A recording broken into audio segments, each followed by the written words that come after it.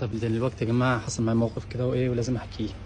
جه واحد من 3 أيام بالظبط، خد 3 قال لي عايز 3 حبات حبهان والكيلو شوف بكام. فعلشان إيه يوري لي الشيخ. قلت له ماشي خد يا اسطى، اديته. جه امبارح بقى أخد إيه،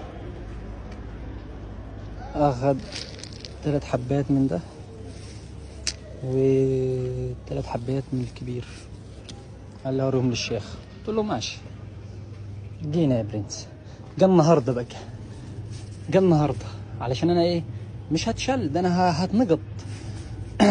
قال لي عايز 3 حبات كاجو، 3 حبات فستق، 3 حبات عين جمل اوريهم ايه للشيخ. قلت له انت والشيخ والمحل والدنيا واخلع من هنا. قلت له يا راجل انت علمت الصلاة اكبر من حياتي، وانت مره حبهان ومره بلح وجاي كاجو، هو محل ابويا؟ بص لي زي كده قال لي هم عاملين كام يعني؟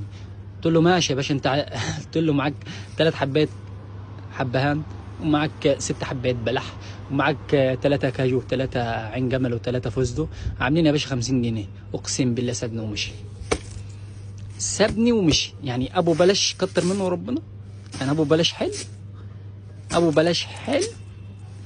اقسم بالله الواحد هيتشل يا جدعان، يا جدعان اقسم بالله بلاش استلواح.